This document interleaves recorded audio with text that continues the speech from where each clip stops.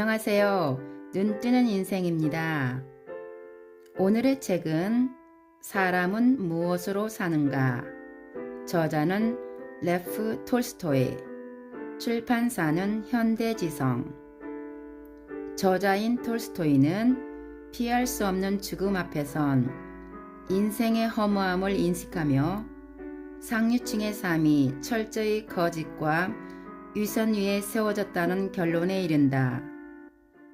신 앞에 단독자로 선 그는 인간은 왜 사는가를 고민하는 과정에서 깨달은 진실을 어린아이와 민중도 이해할 수 있는 동화 형태로 집필하기 시작한다.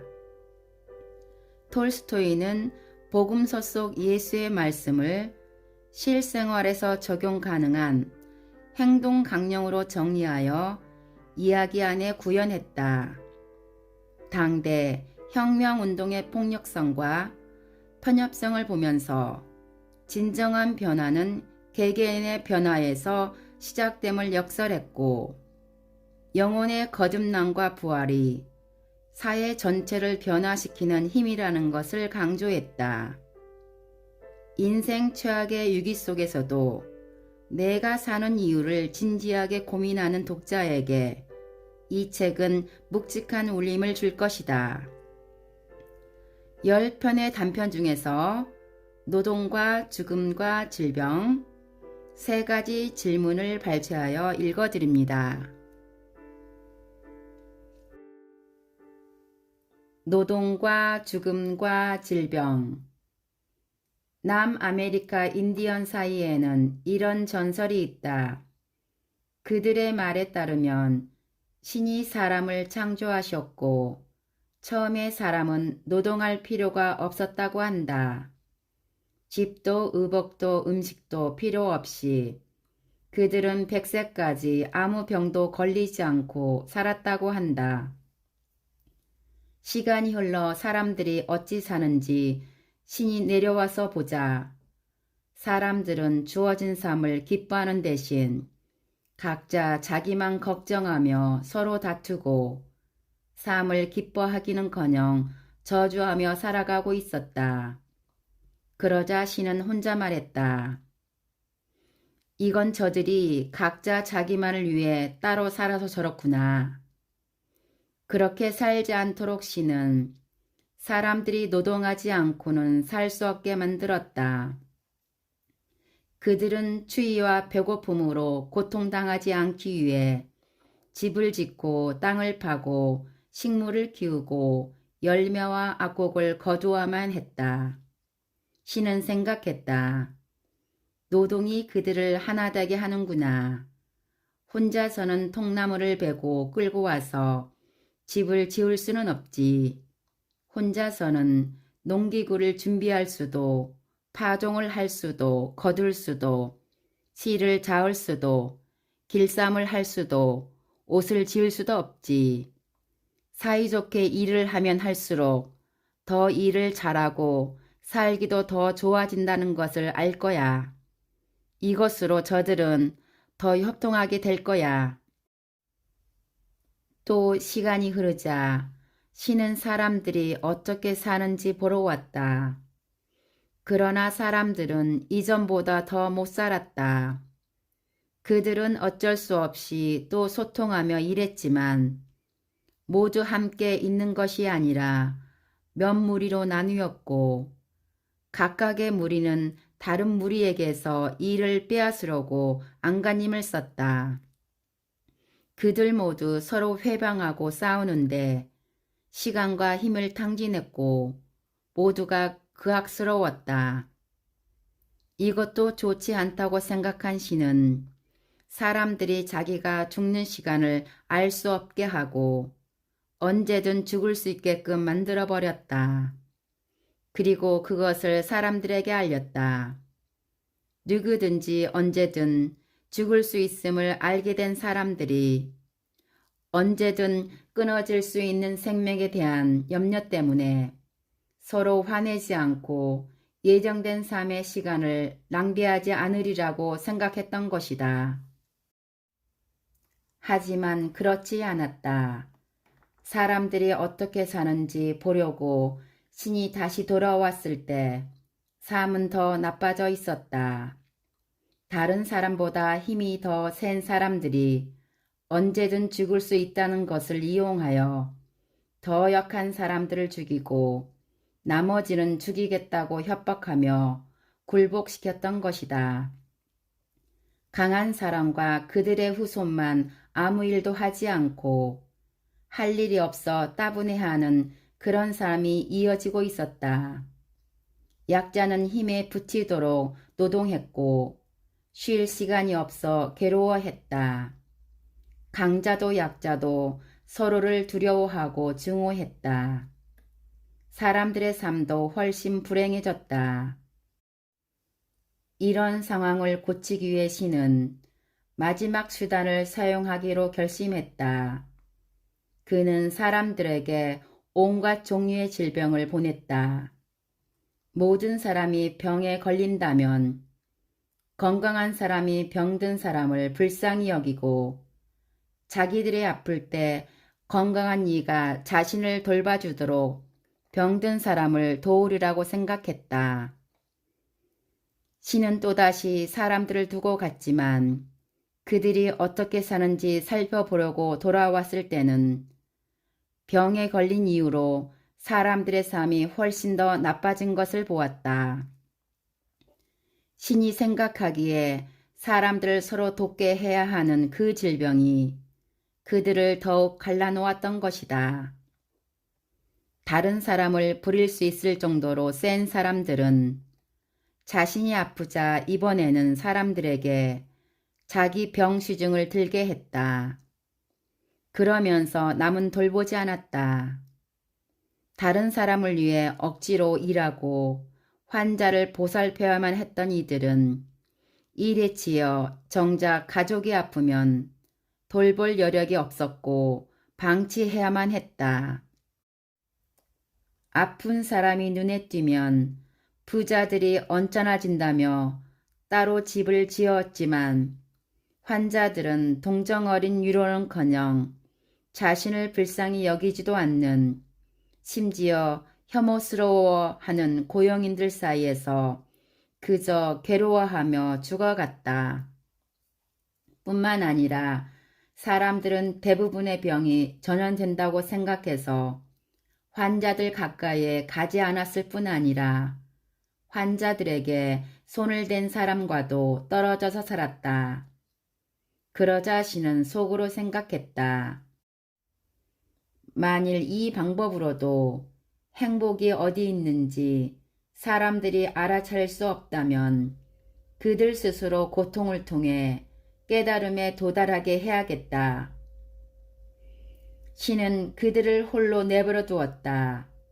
홀로 남게 된 사람들은 자기가 행복할 수 있고 또 그래야만 한다는 사실을 모른 채 오랫동안 살았다.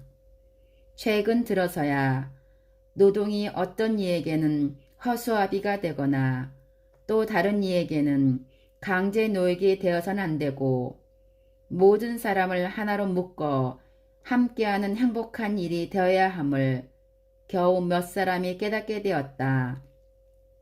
각 사람을 매 순간 위협하는 죽음 앞에서 그들이 취할 수 있는 유일한 방법은 각자에게 주어진 매년, 매월, 매시간, 매 순간을 사랑과 화목 가운데 기쁘게 보내는 것임을 깨달았다. 그들의 병은 서로 나누어지는 이유가 아니라 반대로 서로 사랑 안에서 소통해야 하는 이유가 됨을 비로소 알게 되었다. 세 가지 질문. 어느 날 황제는 만일 그가 모든 일을 언제 할지 또 어떤 사람과 일하고 어떤 사람과 일하면 안 될지 더 중요하게는 어떤 일이 가장 중요한지를 항상 알 수 있다면 어떤 일에도 실패하지 않으리라는 생각이 들었다. 이렇게 생각한 황제는 각각의 일에 합당한 시간을 어떻게 알 수 있으며 어떤 사람이 가장 필요한 사람인지 또한 모든 일에서 가장 중요한 일이 무엇인지, 어떻게 하면 실수하지 않고 알아차릴 수 있을지 가르쳐주는 사람에게 큰 상을 내리겠다고 왕국 전체에 공포했다. 그러자 공부를 많이 한 학자들이 황제에게 와서 제각기 그의 질문에 답했다. 첫 번째 질문에 어떤 학자는 각각의 일을 하기에 합당한 시간을 알려면 연 5월일 시간표를 미리 작성하고 지정된 일을 엄격하게 실행해야 한다고 답했다. 그렇게 할 때 모든 일을 제 시간에 할 수 있다고 말했다. 다른 이는 어떤 일을 언제 할지 미리 결정해서는 안 되고 쓸데없는 놀이에 마음을 빼앗기지 않아야 하며 일어나는 일에 늘 주의를 기울일 필요가 있고 또 꼭 필요한 일만 해야 한다고 말했다. 또 다른 학자는 아무리 일어나는 일에 주의를 기울여도 한 사람이 언제 무슨 일을 해야 하는지 정확하게 결정하는 건 불가능하므로 현명한 사람의 조언을 들어야 하고 그 조언에 따라 언제 무슨 일을 해야 할지 결정해야 한다고 조언했다.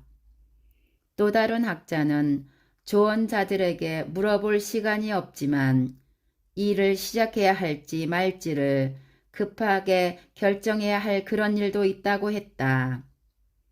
그것을 알려면 일어날 일을 미리 알 필요가 있는데 그것을 아는 사람들은 마법사들 뿐이므로 각각의 일에 적합한 시간을 알려면 마법사에게 물어야 한다고 답했다.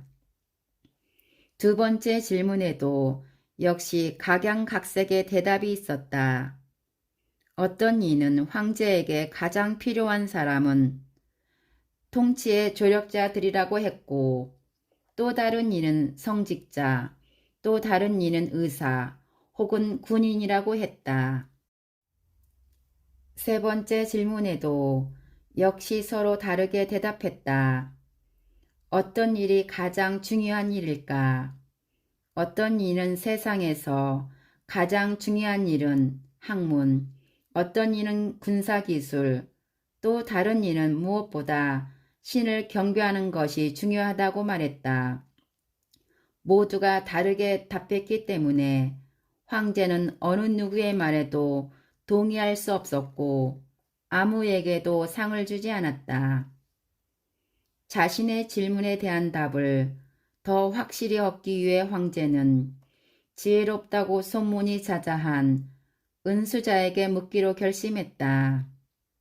은수자는 수입에 살면서 아무데도 나가지 않고 평민만 맞아들였다.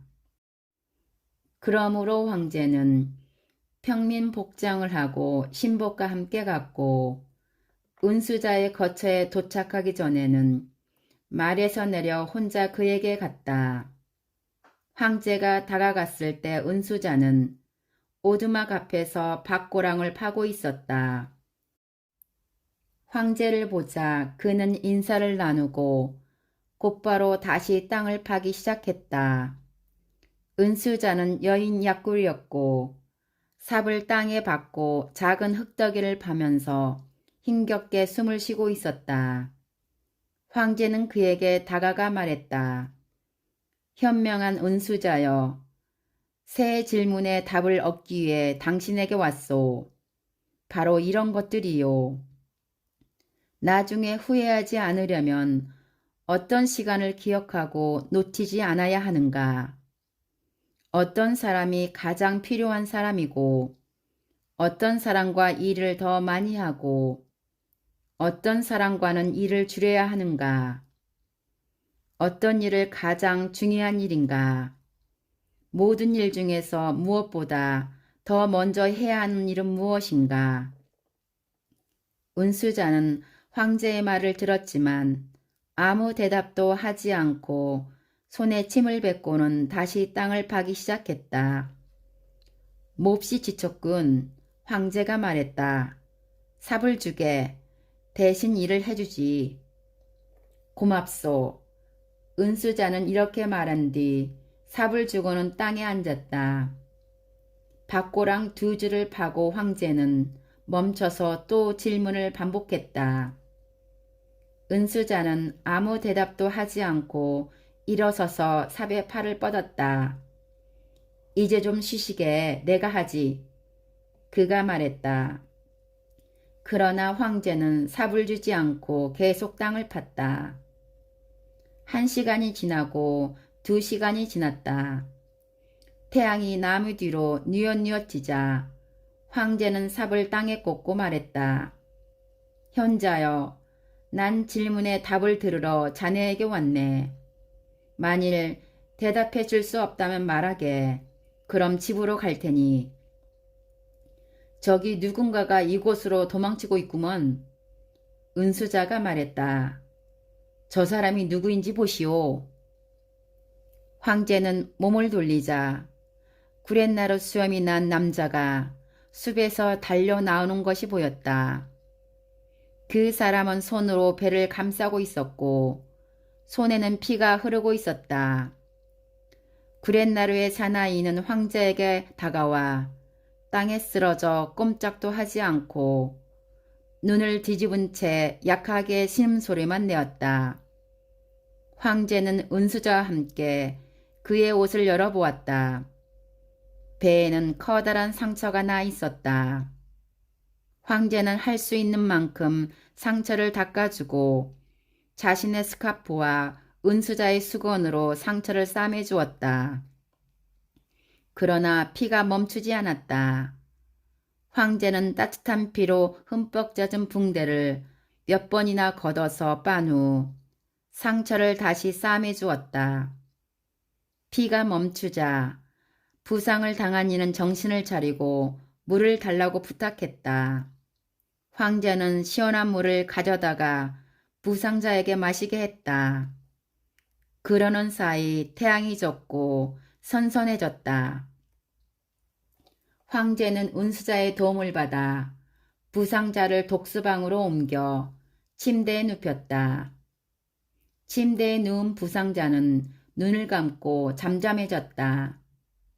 황제는 오래 걷고 일을 꽤 많이 해서 지친 나머지 문지방에 몸을 웅크린 채 누워서 역시 깊은 잠에 빠져들었다.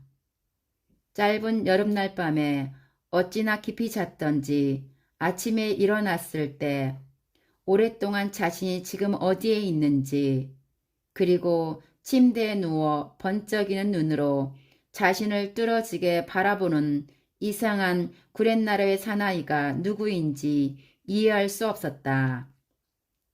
나를 용서해 주시오. 구렛나루의 사나이가 약한 목소리로 황제에게 말했다.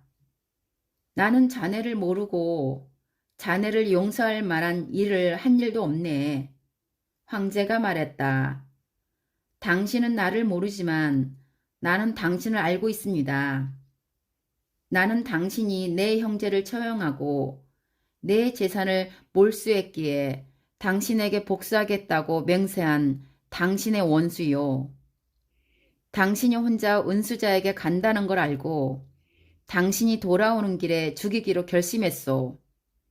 그런데 하루가 지나도 오지 않는 거요. 어디 있는지 알아보려고 숨어있던 곳에서 나왔는데 당신의 호위병들과 마주친 거요. 그들이 나를 알아보고 덮쳐서 부상을 당했소. 난 그자들을 피해 도망쳤소. 당신이 내 부상에 붕대를 싸매지 않았다면 피를 너무 많이 흘러 죽었을 거요. 나는 당신을 죽이고 싶었지만 당신은 내 생명을 구했소. 이제 내가 살았으니 당신이 원한다면 나는 당신의 충실한 종이 되고 내 아들들에게도 그렇게 명할 거요. 나를 용서해 주시오.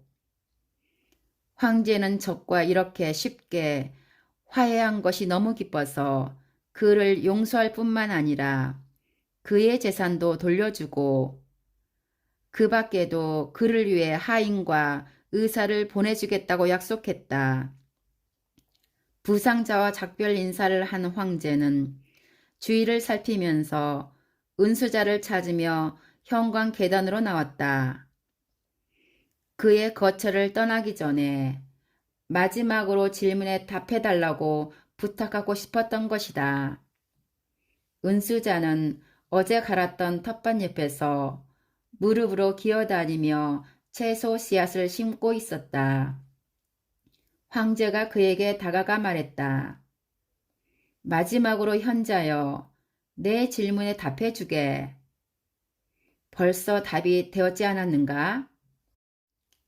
은수자가 여인 종아리를 세우고 앉아 그의 앞에 서 있는 황제를 올려다보며 말했다. 어떻게 답이 되었다는 건가? 황제가 말했다. 무르나 마나한 거 아닌가? 은수자가 말했다. 만일 자네가 어제 내 연약함을 동정해서 나를 위해 이 박고랑을 파주지 않고 혼자 돌아갔다면 이 젊은이가 자네를 공격했을 것이고 자네는 나와 남지 않은 것을 후회했을 거네. 그러니 가장 중요한 시간은 자네가 고랑을 팠던 시간이고 내가 가장 중요한 사람이고 가장 중요한 일은 나를 위해 선한 일을 해준 거라네. 나중에 저 사람이 달려오고 자네가 저 사람을 위해 동분서주 했을 때가 진짜 시간이었지. 자네가 상처를 싸매주지 않았으면 저 사람은 자네와 화해하지도 못하고 죽었을 테니까. 그러니 저 사람도 가장 중요한 사람이고 자네가 저 사람에게 해준 일이 가장 중요한 일이지. 그러니 기억하게. 가장 중요한 시간은 바로 지금이라네. 가장 중요한 이유는 그 시간에만 우리는 자신을 통제할 수 있기 때문이라네. 가장 필요한 사람은 지금 만나고 있는 그 사람인데 다른 사람과 어떤 관계를 맺게 될지 아무도 모르기 때문이지. 그리고 가장 중요한 것은 그에게 선을 행하는 것이라네. 우리는 오직 그것을 위해서만 살아가도록 보냄을 받았기 때문이라네. 감사합니다.